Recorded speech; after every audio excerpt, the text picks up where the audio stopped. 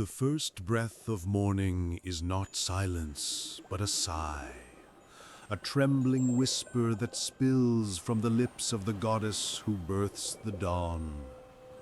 Before the sun ascends, before the birds stir from their dreams, the horizon blushes with her touch.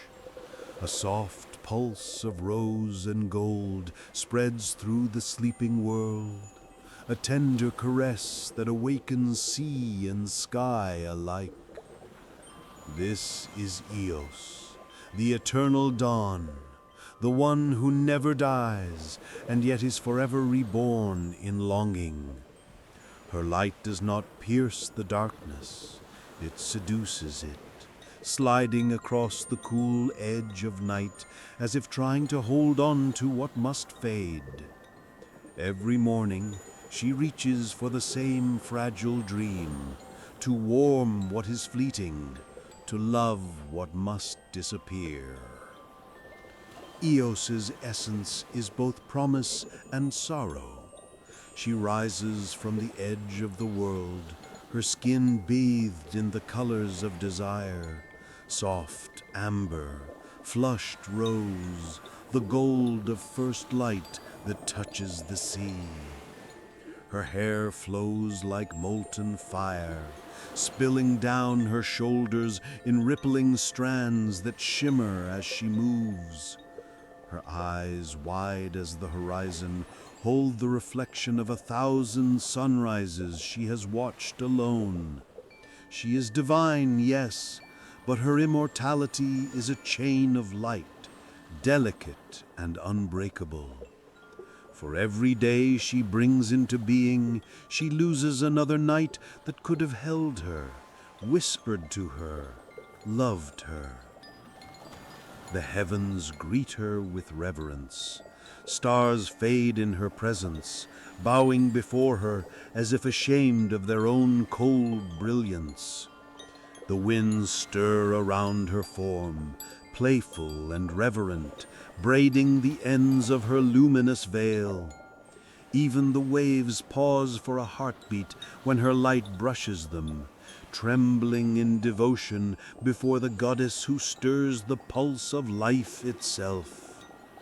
Yet none of these gestures reach her heart.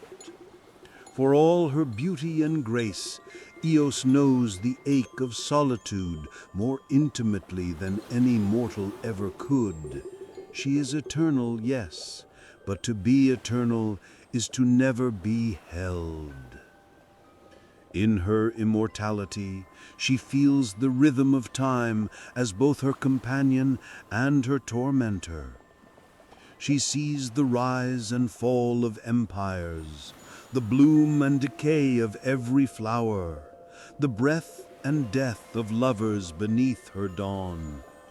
Every mortal life is a spark that burns fiercely for a moment, then fades into the dark she must chase away. Sometimes, as her fingers of light stretch across the sleeping earth, she pauses, just for a breath, just for a thought, and wonders what it would be to rest in that darkness instead of dissolving it. What it would be to feel the weight of an embrace not bound by eternity, but by tenderness. She remembers the countless names mortals have given her: Aurora, the bringer of light, the mother of mornings. They adore her beauty, they pray for her gentle warmth, yet they never truly see her. To them, she is a phenomenon, a celestial rhythm. To her, they are fleeting miracles, each heartbeat a flame she cannot touch without extinguishing. For in her divinity lies distance. Her glow both illuminates and isolates. Light, after all, cannot dwell within what it reveals. Still, Eos yearns. There is something inherently human in her longing, a hunger the gods seldom admit to. She watches mortals fall into one another's arms with abandon, bound by time but freed by passion. She envies their fragility, the way love burns brighter because it knows it will end. Immortality has made her perfect, but perfection is sterile. It leaves no room for trembling, for surrender, for the exquisite ache of need. She desires not worship, but warmth, not eternity, but a heartbeat. There are mornings when she lingers too long before sunrise, delaying the inevitable march of light. The world waits, half asleep, while she gazes upon the fading night with quiet desperation. Shadows cling to the valleys and trees like lovers reluctant to part. She envies them too, their fleeting union, their ability to vanish together into memory. Her own existence is repetition, beautiful, yes, but predictable.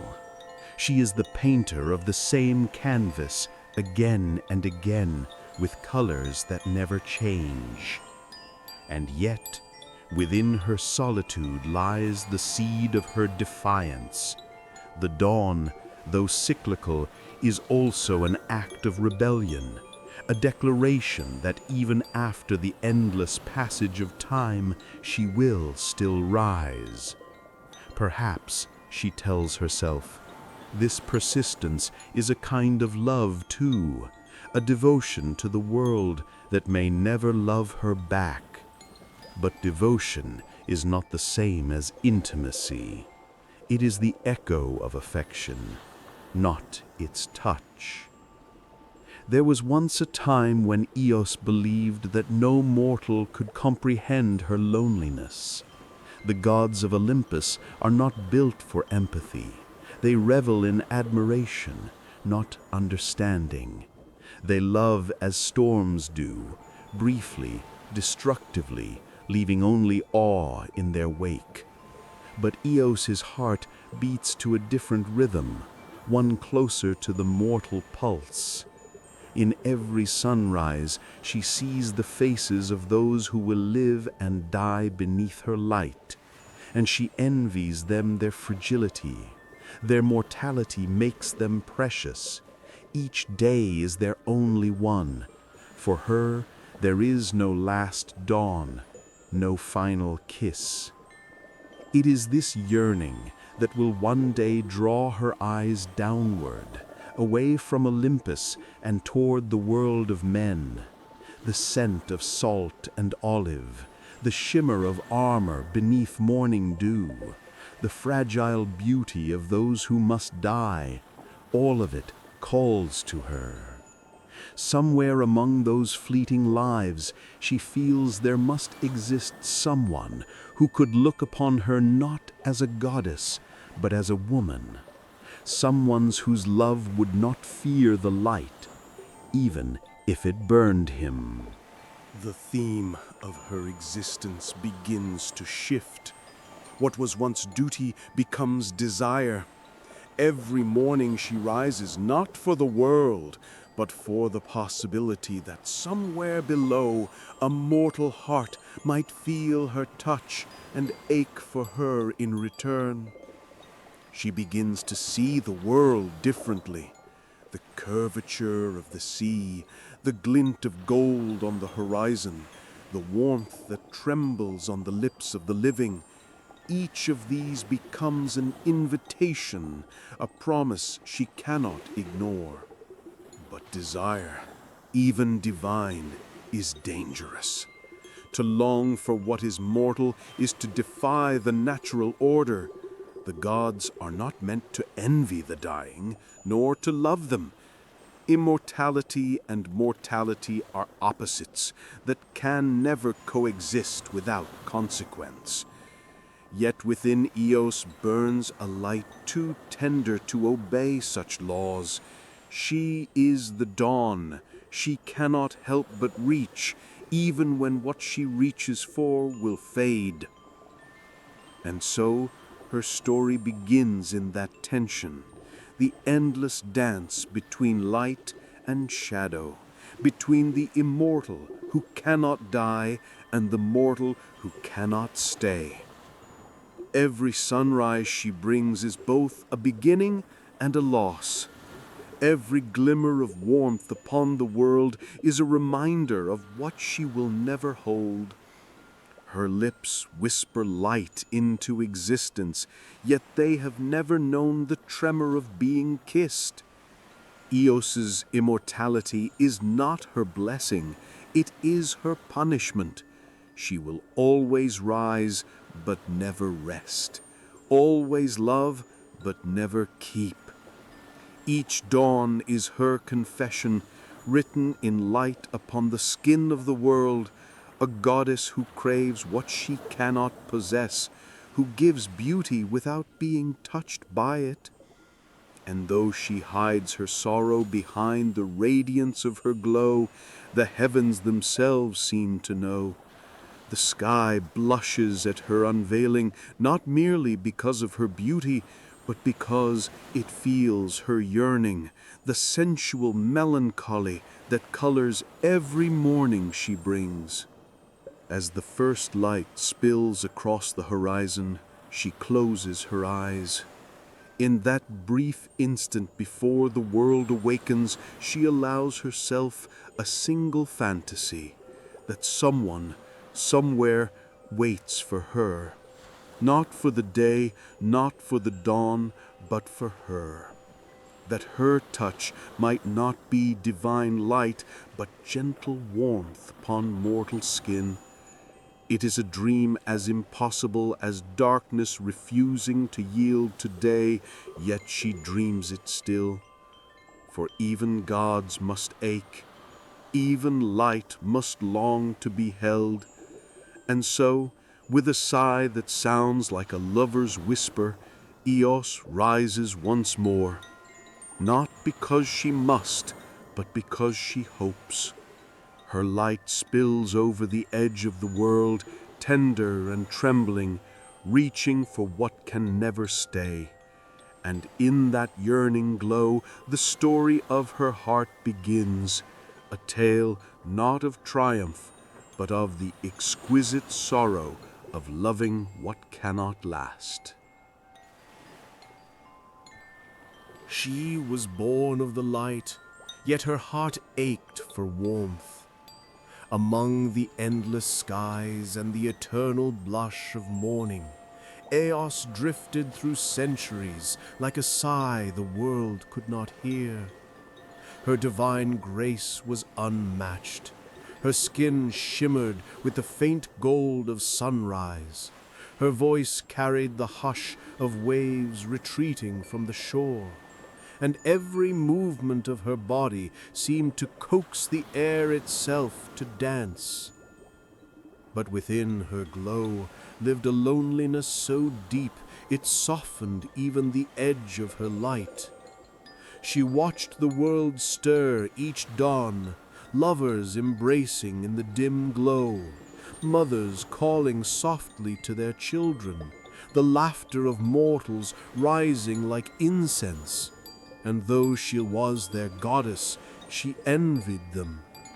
The touch of a hand, the warmth of a body against another, the fleeting pulse of a human life, these were the gifts she could only admire, never claim.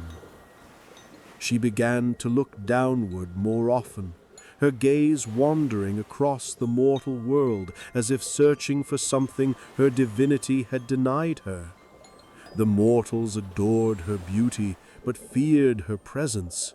They bowed their heads and offered prayers to the dawn, never daring to look directly at the goddess who brought it. Until one morning, her eyes fell upon a man who did not bow. Tithonus was his name, Prince of Troy, beloved by his people for his grace of spirit and the quiet light that seemed to rest upon him. His beauty was not the harsh perfection of heroes sculpted by war, but the gentle radiance of one who carried thought and tenderness in his eyes. His hair, dark as the receding night, caught the blush of morning like strands dipped in rose. His movements were unhurried, as though he listened to the rhythm of the earth itself. There was a stillness in him that called to her, the kind of stillness found only in mortals who understand the fragility of their days. Eos watched him from the edge of the horizon, her heart stirring with a pulse she had never known. It was not the reverence of a goddess observing her worshipper. It was something more dangerous, more tender. Tithonus did not fear the light. He stood within it, allowing her radiance to wrap around him like silk. And as he lifted his gaze toward the dawn, she felt something shift within her, an unfamiliar yearning, raw and human. His eyes were not those of a man seeking favor from the divine. They were eyes that saw beauty and wished simply to understand it. That morning, Eos lingered long after her duty was done. She traced his outline from afar, the curve of his shoulders, the steady rise of his breath, the small smile that touched his lips as the first light warmed his skin. She had seen countless men rise and fall through the ages, but none had looked upon her dawn with such quiet devotion, as though it belonged not to the heavens, but to him. The next morning, she came earlier, her light softer, as if shy. She painted the sky not with grandeur, but with intimacy. Pinks like the inside of a lover's palm, golds that whispered rather than blazed. And again, there he was, standing by the same edge of the sea, his eyes lifted toward her. She thought she saw him smile at the sky, as though he recognized her, as though he waited. For days she returned, unable to resist the pull of his presence. Her radiance became more delicate, her movements slower, lingering longer on the places where he walked. When the wind brushed against his cheek, she wove her touch into it. When the light kissed his brow, she made it tender, like the brush of lips that dared not yet reveal themselves. She watched his face soften each morning as he bathed in her glow, unaware that it was her gaze that caressed him. But gods are not made for patience. Desire, once born, grows restless. One morning, unable to bear the distance, Eos descended. The horizon blazed with sudden brilliance as she stepped into the mortal realm, her feet touching the sand like petals landing upon still water. The air trembled around her, and the scent of morning deepened, salt and light, and the faint sweetness of something divine. Tithonus, standing upon the shore, felt the world shift. He turned, and for the first time, mortal eyes met the eyes of the dawn. Eos stood before him, her form shimmering between the physical and the eternal. The fabric of her gown rippled with colors not yet born into the world. Her hair, long and radiant, flowed with the hues of dawn itself, yet it was her gaze, soft, searching, filled with unspoken loneliness, that held him still. She expected awe, fear, worship.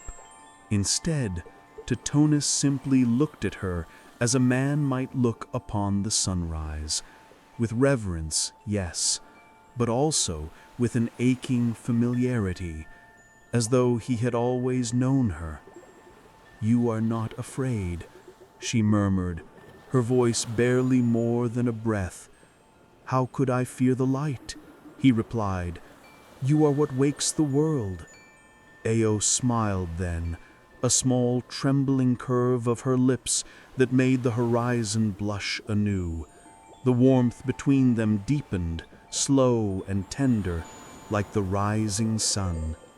For the first time in eternity, her light felt seen. They walked along the shore together, the dawn still clinging to her skin like dew. Her laughter shimmered through the air, soft and low, and Tithonus found himself speaking not to a goddess, but to a woman. Curious, gentle, and filled with wonder. She asked him what it was like to dream, to sleep, to grow old. He spoke of fleeting summers, of love that burned bright and faded, of nights when the stars felt close enough to touch. Every word was a revelation to her. Every mortal truth he shared was like tasting sweetness for the first time. When he reached out to brush a strand of light from her face, his fingers hesitated, hovering just above her skin. Eos felt the air hum between them, her divinity trembling beneath the nearness of his touch. When his hand finally met her cheek, it was not the worship of a man touching a goddess. It was tenderness. She closed her eyes, and in that instant the world seemed to hold its breath. For the first time in her endless existence, she felt mortal warmth. Not the glow of the sun or the fire of the heavens, but the fragile, living heat of a man's hand against her skin. It sank into her, soft and trembling, unraveling the cold eternity that had wrapped around her heart for ages. Tithonus, too, felt changed. Her skin beneath his palm was like silk, woven from light, and her eyes shimmered with the ache of eternity. Yet he did not pull away. The goddess of dawn, radiant and divine, looked at him as though he were the one who had brought her to life. Their connection deepened in silence. The sea murmured at their feet. The wind wrapped around them, whispering blessings it did not understand. Eos leaned closer, and when she spoke, her words brushed his lips like the faintest dawn breeze. "Do you know," she whispered, "that I have watched the world rise 1,000 times, and never once did it look back at me? Until you?" He answered not with words, but with a breath, a closeness so tender it dissolved the boundary between divinity and man. The light between them dimmed into something softer, something almost human. And though the sun climbed higher behind her, Eos lingered, unwilling to end the morning. When she finally withdrew, her glow stretched reluctantly across the sky.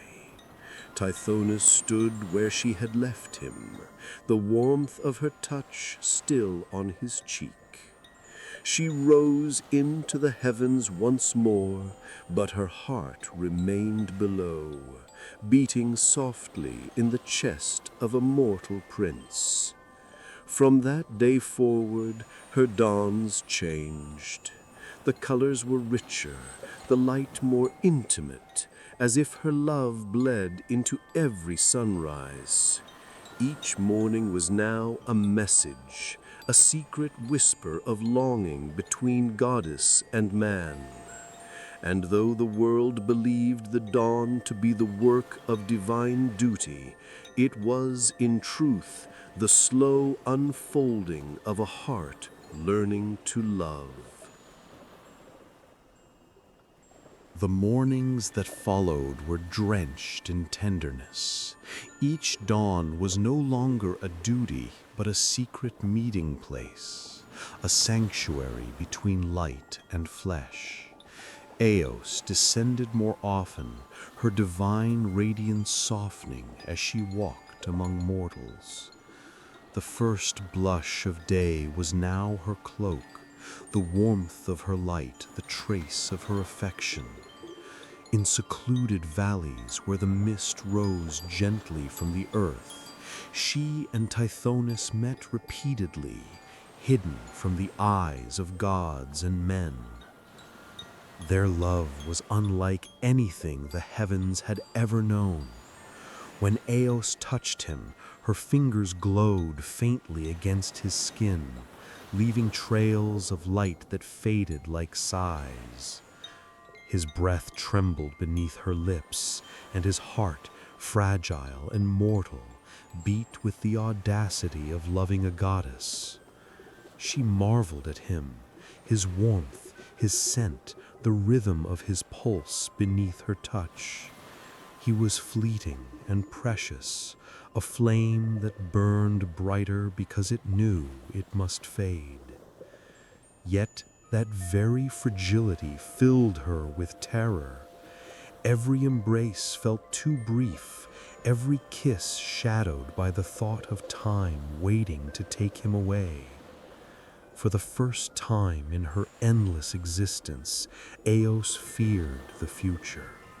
The thought of his body aging, of his light dimming while hers remained eternal, struck her like a cruel prophecy. Love had given her joy, but it also awakened despair, the knowledge that she would one day stand at the edge of the world, watching the dawn rise without him. Each moment in his arms became both a blessing and a countdown. She began to imagine what it would be like to keep him forever. The thought was intoxicating. Tithonus immortal, his beauty unending, his presence eternal beside her. She could show him the skies above Olympus, the silver fields of dawn, the eternal bloom of divine light. They could love without fear of time, without the weight of mortality pressing against their hearts. The idea grew within her like fire, consuming her with hope and hunger. One night, when the stars glimmered faintly against the horizon and Tithonus slept beside her, Eos rose silently, her hair spilling around her like molten gold. The world was still, the sea whispering its endless rhythm. She ascended to Olympus, her heart heavy with love and desperation. Before the throne of Zeus she stood, her glow subdued, her divinity trembling beneath the weight of her plea. "Father of gods," she began, her voice soft as dawn itself, "grant me this one mercy. My heart has found love in the mortal Tithonus, and I cannot bear to watch him fade into dust. Give him immortality, I beg you, that he may never be torn from me by time." Zeus regarded her in silence, the thunder in his eyes tempered by something like pity. He saw in her what few gods ever revealed, a divine heart wounded by mortal love. "You ask for much, Eos," he said finally, his tone heavy with knowing. "Immortality is not a gift to be given lightly. The threads of fate weave all things together. Disturb one and others may fray." But Eos was blinded by love. "Let him live forever," she whispered. "Let him stay with me." Zeus sighed, a sound like distant storm. So be it, he decreed. He shall live forever, as you wish. He said no more, and Eos did not ask. In her joy, she forgot the most crucial part. She did not ask for Tithonus' youth to endure as well. When she returned to him, she found him waiting at the shore, his eyes alight with trust. "You are troubled," he said softly, brushing her cheek. "Not troubled, only full of you." She took his hands in hers, the golden light of dawn pooling around them. "I have asked the gods to bless you. You will never die, my love. We will never part." At first, their joy was boundless. The days that followed were filled with laughter and fire, the kind that softens into sighs and silences only lovers understand. They danced beneath skies painted in her hues, bathed in the light of mornings she shaped for him. Tithonus marveled at the eternity laid before them, in endless summer, an unbroken promise. And Eos, radiant in her triumph, believed she had conquered fate itself. But eternity, once touched, begins to reveal its weight. The first changes were small, too subtle to notice. His laughter grew quieter, his steps slower. His hands trembled when he brushed his hair from his face. Mortality had begun to decay him as his life refused to end. His flesh aged, yet death would not claim him. The gift she had begged for became a curse she could not undo. Eos watched in horror as time twisted its cruel fingers through her beloved. His body, once firm and graceful, began to wither. His once clear eyes clouded with weariness. The lines of age carved across his skin like fractures in marble. And though she tried to hold him close, though her light still warmed him, he shuddered beneath her touch, not from fear, but from exhaustion. "Why do you weep, my love?" she whispered, her voice breaking like fragile glass. He said, "Because I am still here when I should have gone." The words pierced her deeper than any divine punishment. She had sought to preserve love, but in doing so, she had imprisoned it. Every kiss became an apology, every caress a plea for forgiveness. She would cradle his frail form in her arms, her glow dimming as though her own divinity mourned. When she pressed her lips to his skin, it felt thin, almost translucent, and she would pull back, terrified that her touch might break him. Still, she could not stop loving him. The paradox consumed her. The more his body failed, the deeper her devotion grew. Desire became sorrow. Tenderness became torment. She adored him not for his beauty now, but for the flicker of his soul, the memory of what had once burned bright beside her.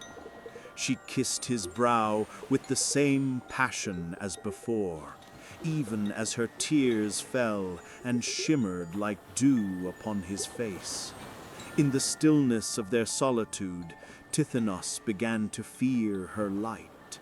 It reminded him of what he could never be again, ageless, radiant, untouched by decay.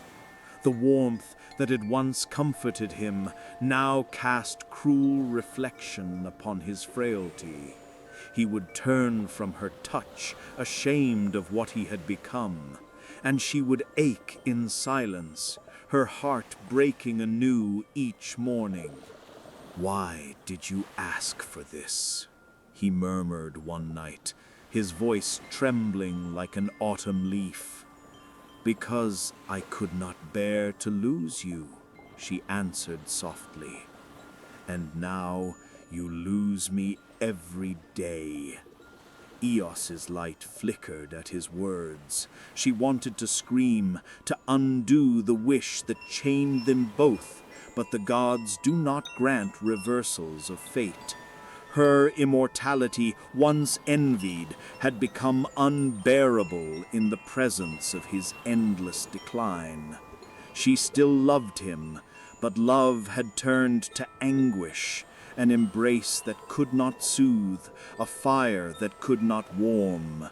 She would hold him at dawn, the light washing over his aged form, and for a fleeting moment it seemed as though he became young again in her arms. But when the sun climbed higher, reality returned, cruel and absolute. His breath would rasp, his voice would tremble, and she would smile through her tears, pretending the morning had not changed him. Her love, once sensual and sweet, became sacred and tragic.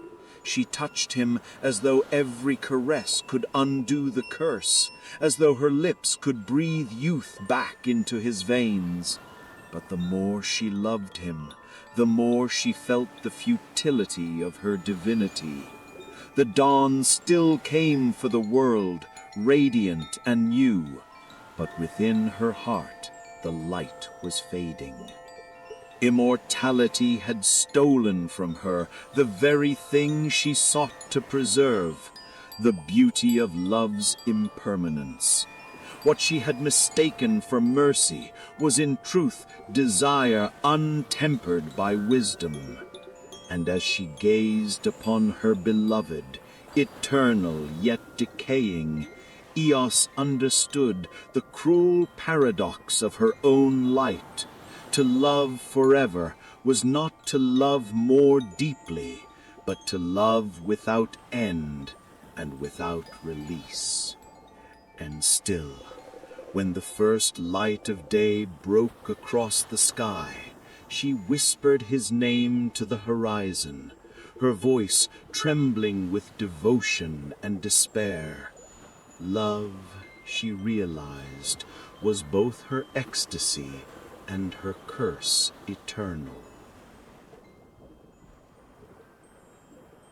The first light of day fell softly upon them, a golden cascade spilling across the valley where Eos had brought him. Tithonus lay in her arms, frail yet trembling with the pulse of what had once been vibrant life. His skin, thin as parchment, bore the marks of relentless time, yet in her embrace he became a living monument of her devotion. The warmth of her light bathed him, softening the edges of decay, and for a fleeting instant he seemed almost as he had been, the young prince she had first loved. Eos pressed her lips to his forehead, lingering over the fragile skin, tracing the fine lines time had etched like faint rivers across his face. Her hands glided over shoulders once firm, over arms that had held her with strength, now diminished. Every touch was both sensual and sorrowful, an act of worship and longing. She felt his frailty beneath her fingers, and each tremor, each shiver became a chord of desire and grief intertwined. He reached for her, hands shaking, and she enfolded him against her chest. The heat of her body seeped into his brittle frame, the pulse of her immortality flowing into his frailty. For a moment, pleasure and pain became inseparable.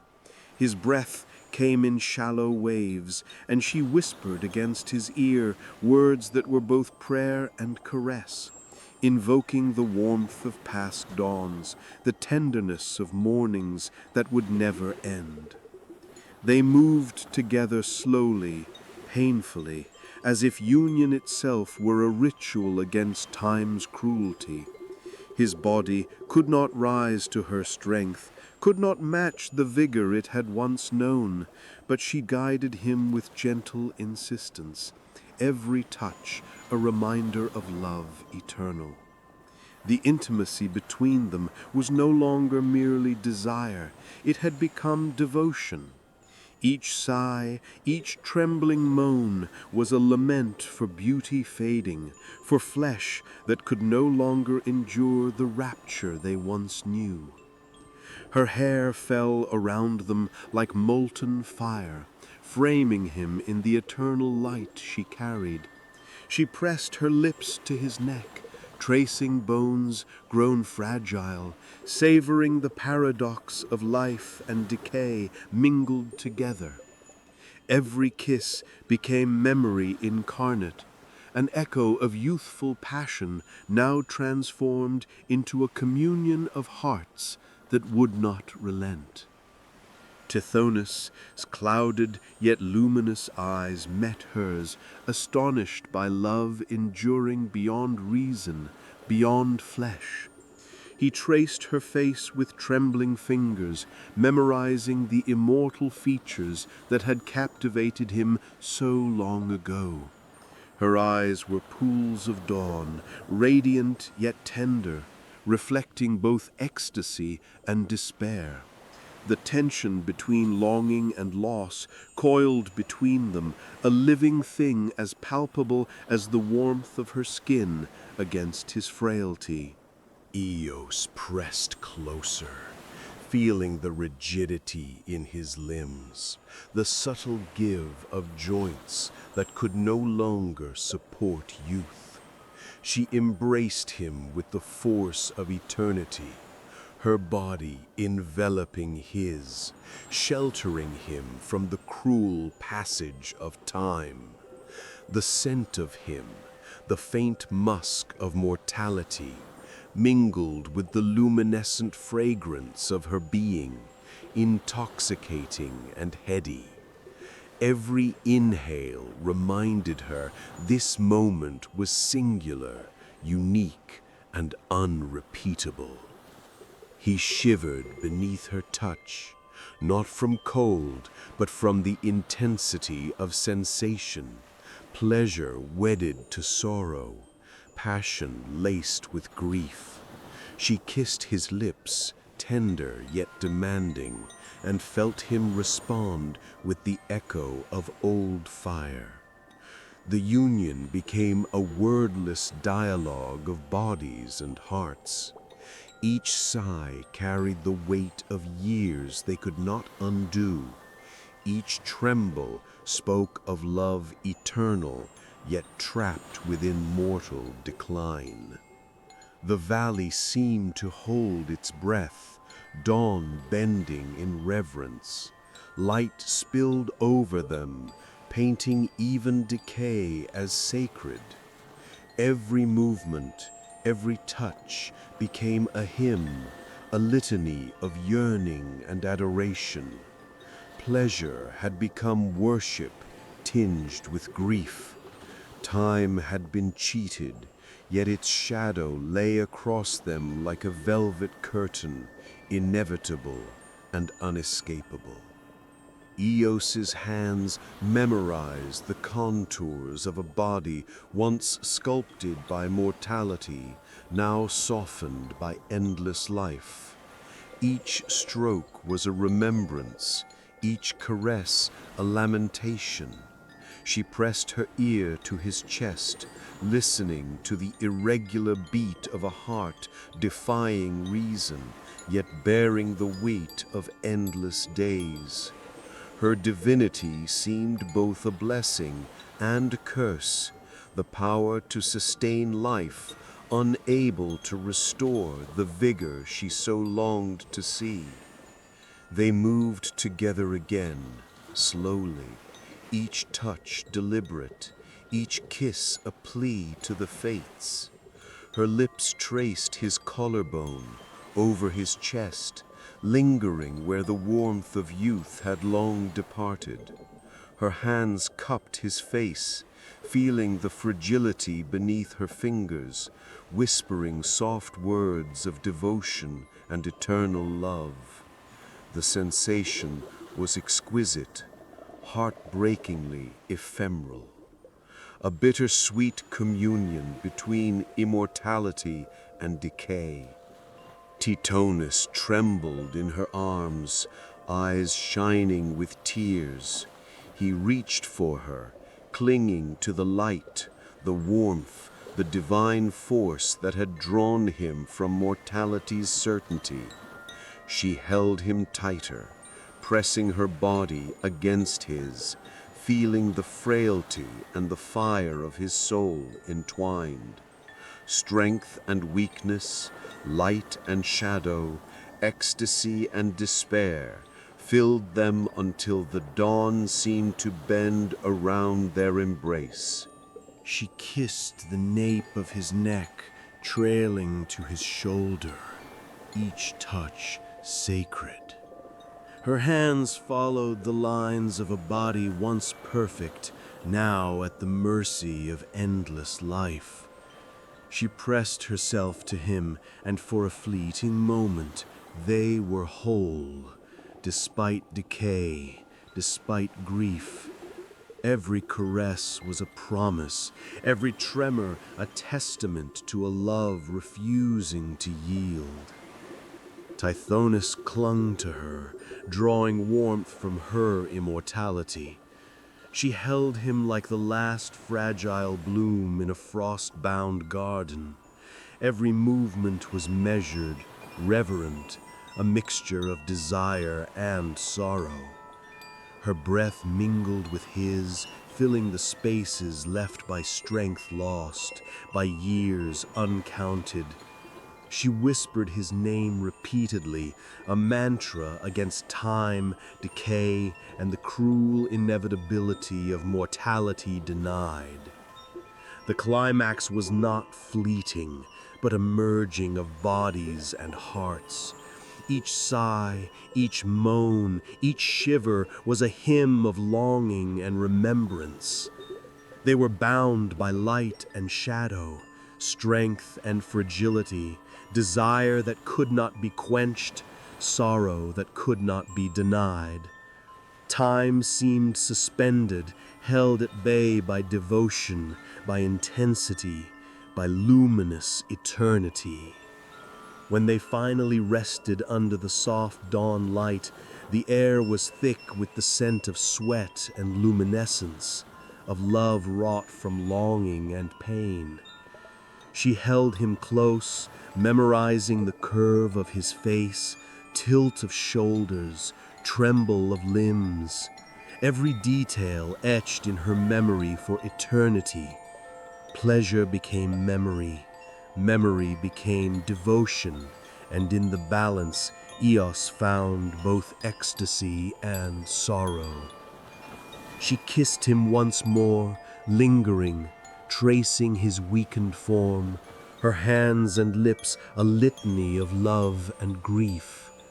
The dawn spilled around them, golden and eternal, witnessing their paradox. Even as his body withered, the intensity of their connection remained, bound by something greater than flesh, transcending mortality, yet tethered to it. As the sun rose higher, painting the world in gold, Eos held him tighter, murmuring promises she knew could not last. Love and desire, pleasure and pain, devotion and sorrow, they all intertwined in that eternal moment, suspended between dawn and decay, immortality and mortality, ecstasy and grief. In that embrace, she discovered the true weight of longing, the bittersweet eternity of loving a mortal whose time had become unending, yet fragile.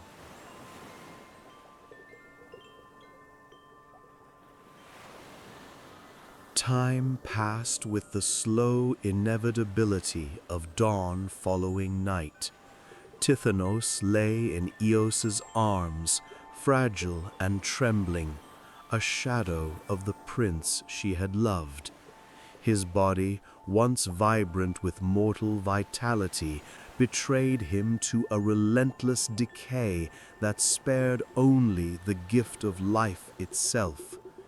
Immortality had preserved his existence, but not his youth, not the strength she had once adored. The price of her desire weighed on her heart, and every day brought the quiet torment of watching him diminished, yet unable to die. She could not undo the gift she had begged from Zeus. What remained was devotion tempered by grief, love transformed into patient endurance. Eos carried him away from the eyes of mortals, hiding him in secluded groves where the first rays of dawn spilled across gentle streams and dewy meadows. She laid him among flowers that never wilted, in a world suspended in eternal mourning, safe from the decay of the outside world. Her fingers traced the fragile contours of his face, memorizing every line, every shiver beneath her immortal warmth. Where passion had once flared, now a tender sorrow guided her touch. Every gesture became both an act of care and a ritual of remembrance. The valley echoed with the faint sighs of the wind, carrying the weight of her grief. Each sunrise brought light to the world, yet reminded her of what she had lost. Tithonus's eyes, once bright with youthful fire, now reflected the pale remnants of a soul trapped in a body betraying it. She whispered to him the stories of the skies, of stars that traced silver arcs across the night, of clouds she had shaped, of winds she had touched. Often he did not respond. Sometimes he murmured faintly, and she clung to that sound like a precious thread connecting them. She could not abandon him. Her love demanded presence, if not reciprocity. Eos moved through her mornings with quiet ritual. Mortals gazed upon her with awe, seeing only the radiant goddess of dawn, unaware of the secret shadow she bore, the grief hidden behind her brilliance.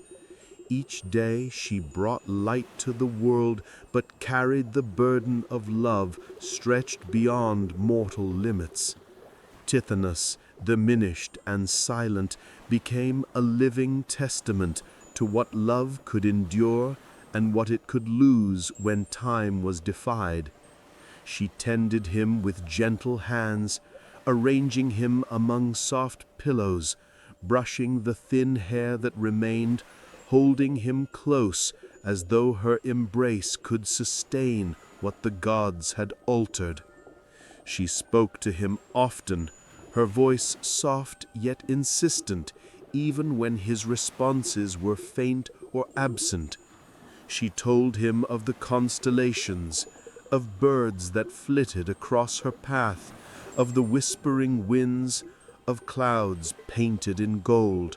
She pressed her ear to his chest, listening to the fragile beat of life that remained, feeling the rhythm of his existence like a sacred echo.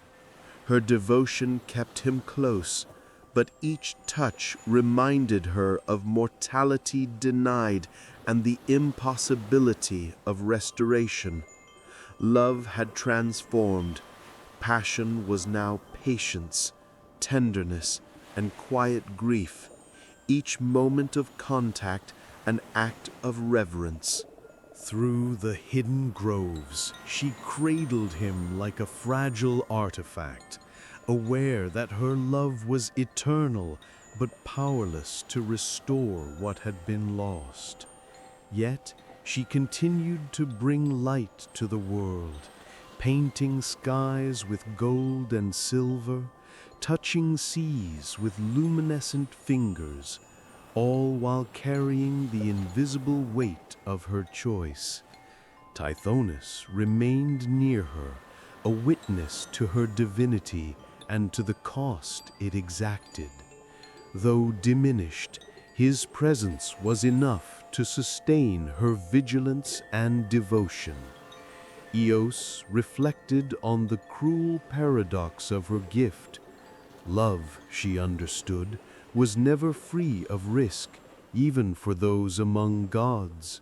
Her heart ached with the knowledge that her desire had reshaped destiny, giving life beyond death, yet robbing it of vitality.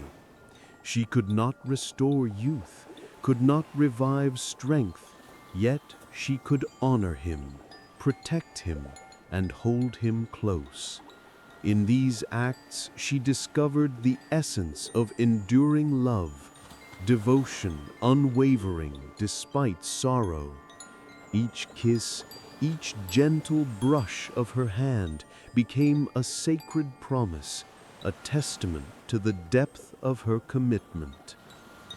Each dawn became a symbol, the sun rising golden and unyielding, carrying with it her secret grief. Tithonus, fragile and silent, remained at her side, a living emblem of love's fragility. She embraced the inevitability of consequence, understanding that devotion can persist even when it can no longer return the fullness it once knew.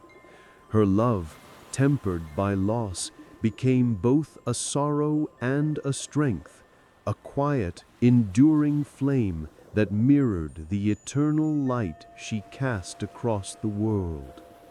In quiet moments, she leaned over him, brushing her lips across pale skin, feeling the frailty beneath her fingers. She imagined the life he might have had if mortality had taken its course, the laughter, the vigor, the warmth. But reality was inescapable. Immortality without youth was a gift turned curse, and yet she held him close, her heart unbroken, her devotion absolute. Even in his diminished state, he remained her companion, the echo of the love that had once surged between them, a living record of longing and desire restrained by time. Through centuries, she continued to bring dawn to the world, her radiance a mask for the grief she bore. Tithonus, a whispering presence, reminded her of love's endurance, of the price of desire, and of the fragile beauty entwined in their fate. In every sunrise, every golden light across the seas, she found both sorrow and meaning, understanding that love could survive even when it could not restore what had been lost. Her affection became a quiet devotion, a daily litany of care and remembrance, infused with all the tenderness she had once poured into mortal passion. And so, Eos and Tithonus existed in suspended harmony, one radiant and eternal, the other diminished yet present, both bound by devotion, loss, and the inescapable weight of time's paradox. Love had endured beyond mortal limits, reshaped by consequence, solemn, tender, and infinitely fragile.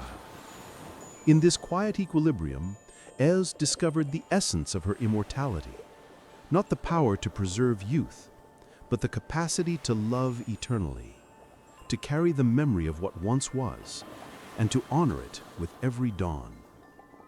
In moments when the first light touched Tithonus' face, she kissed him gently, lingering over fragile skin, savoring the presence of life that persisted despite its weakness.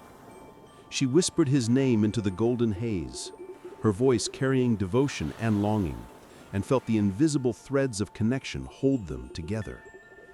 Even as centuries passed and the world turned beneath her luminous gaze, she remained by his side, a guardian of the fragile love she had once sought to eternalize. Each day became both gift and reminder. She could bring life, light, and warmth to all, yet could not restore the vitality she had stolen from mortality itself. Tithonus remained her shadowed companion, a living memory of desire and consequence. In the silent groves, she traced every line of his face, memorized every tremor, pressed her lips to his forehead, and whispered of suns she had seen rise and set. Through this, she discovered the ultimate endurance of love, quiet, tender, infinitely mournful, yet unwavering. Her mornings continued, carrying the dual weight of creation and grief. Each dawn she spread gold across the world, and in the soft shadows of hidden groves she cradled Tithonus, remembering the fleeting joys of mortal passion, while honoring the eternal devotion they now shared. In her arms he was preserved, and in that preservation she discovered the bittersweet paradox of immortal love, beauty enduring through fragility, devotion surviving despite sorrow, and passion transformed into patient, infinite care.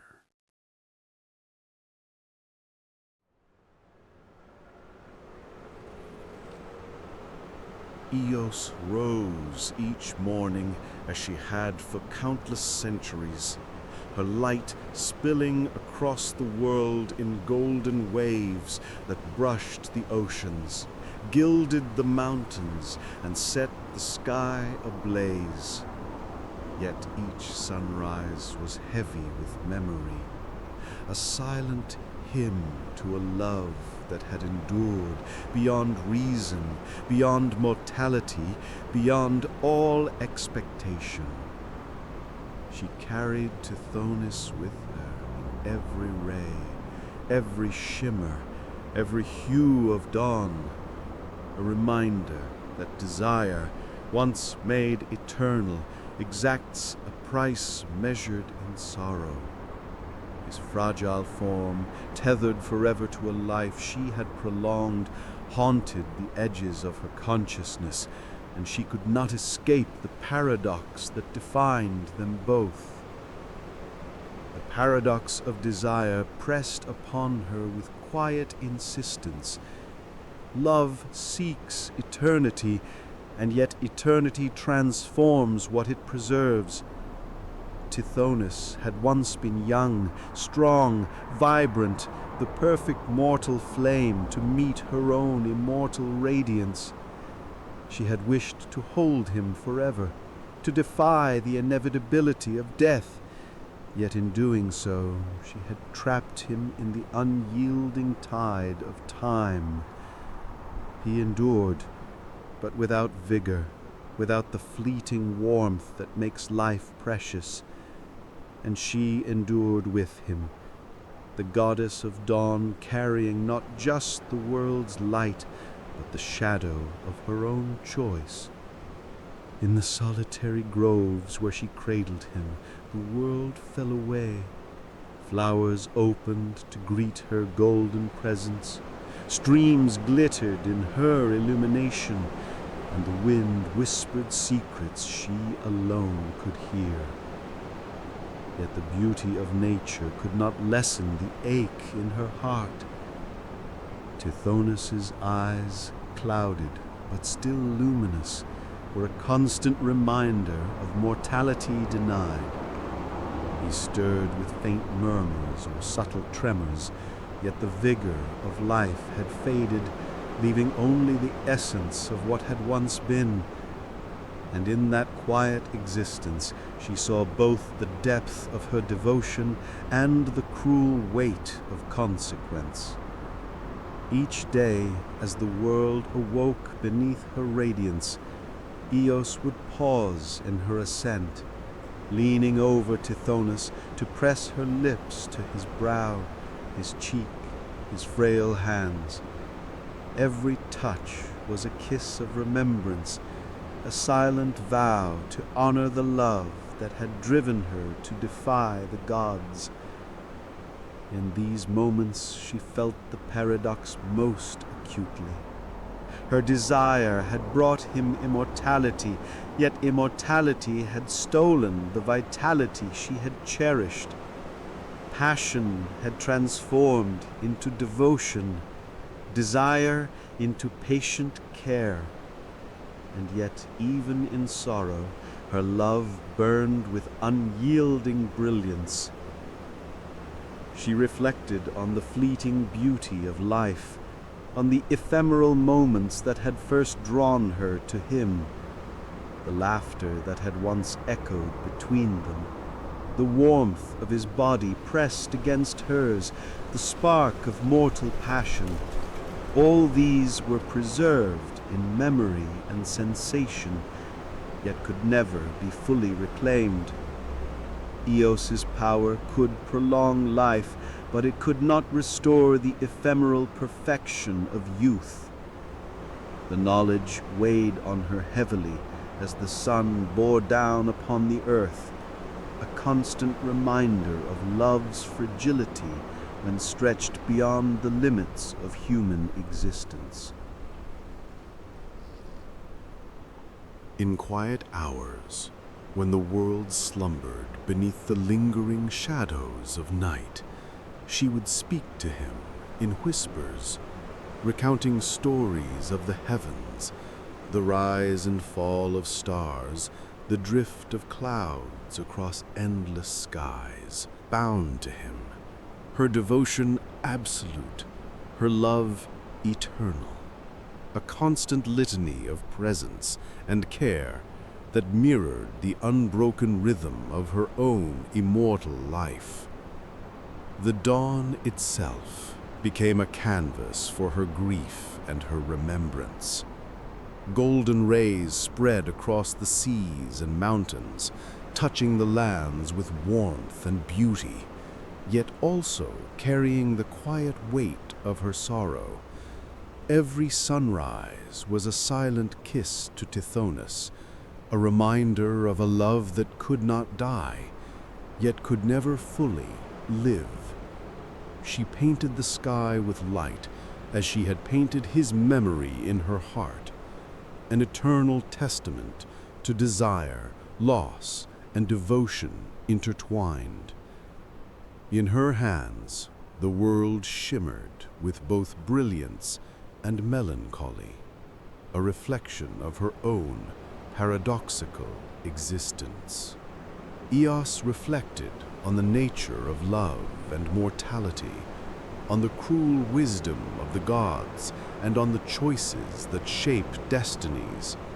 Desire seeks permanence, but permanence often destroys what it aims to preserve. The mortal body fades, the flesh weakens, yet the soul endures, and the immortal heart must carry both the joy of devotion and the ache of inevitable decay. In Tithonus, she saw the consequences of love stretched beyond reason, a living reminder that every act of desire carries both pleasure and penalty. The wind whispered through the groves, rustling leaves as if in conversation with her sorrow. She traced Tithonus's fragile form with her fingers, memorizing every line, every tremor, every detail etched by centuries. His life, prolonged beyond nature's course, had become a delicate symbol of the fragility of love itself. And yet, she could not abandon him. To leave would be a betrayal of the very force that had shaped her heart. Her love, though tempered by grief, endured, unbroken and unrelenting, in eternal witness to both longing and loss. As the centuries passed, her devotion did not waver. She rose with the sun, brought light to mortals, and yet always carried Tithonus in her thoughts, in her touch, in the quiet spaces between her duties. He became part of the dawn itself, a subtle presence within her brilliance, a silent partner in her endless journey. In this coexistence of light and shadow, of mortality and eternity, she discovered the profound truth of desire, that love can endure even when it cannot restore, that devotion can persist even when passion has faded, and that the heart's depth is measured not by triumph, but by steadfastness in the face of impossibility. Eos pressed her lips to him one last time before ascending fully to the sky, her golden hair falling around them like liquid light. Every morning she would do the same, paint the heavens, gild the earth, and leave him in the groves she had chosen for him. Each sunrise became a ritual of remembrance, a soft, enduring kiss across time and space. The world saw only the radiance of dawn, but she bore within her the memory of a love both eternal and incomplete, a devotion tempered by the inexorable march of time. And so the paradox endured. Desire had sought eternity, and eternity had delivered it, yet at the cost of what love once cherished. Titonus remained, a fragile echo of life, and Eos rose each day, radiant and unyielding, carrying both her grief and her devotion. Every sunrise, every brush of light was her silent kiss, her whispered prayer, her eternal acknowledgement of a love that could not die, yet could never fully live. In this melancholy permanence, she found both penance and remembrance, beauty and sorrow intertwined, and the endless dawn became a testament to the enduring, impossible, and infinitely fragile nature of desire. The world continued beneath her luminous gaze, unknowing of the delicate tragedy she carried. Each mortal who awoke to her light witnessed brilliance, but not its burden. Yet in every whisper of wind, in the glitter of morning dew, in the shimmer of golden clouds, Eos carried the memory of Titonus, the reflection of her own choices, and the truth of love stretched beyond the bounds of flesh and time. Her heart, though heavy with centuries of longing, beat with a devotion that would never fade. In the endless cycle of day and night, of light and shadow, she found her place.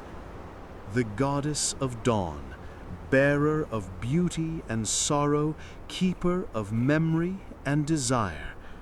Titonus, though fragile, remained her companion, a testament to the paradox she had embraced. And in every sunrise, in every golden ray touching the earth, she offered a silent kiss to a love that could not die, yet could never fully live.